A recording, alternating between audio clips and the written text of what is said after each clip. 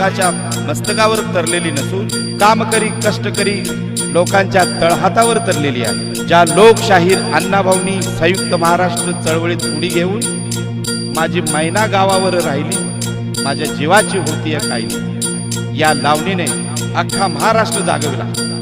ज्या लोकशाहीर अण्णाभाऊंनी सांगितले जग बदल घालून घाव, मज सांगून गेले भीमराव।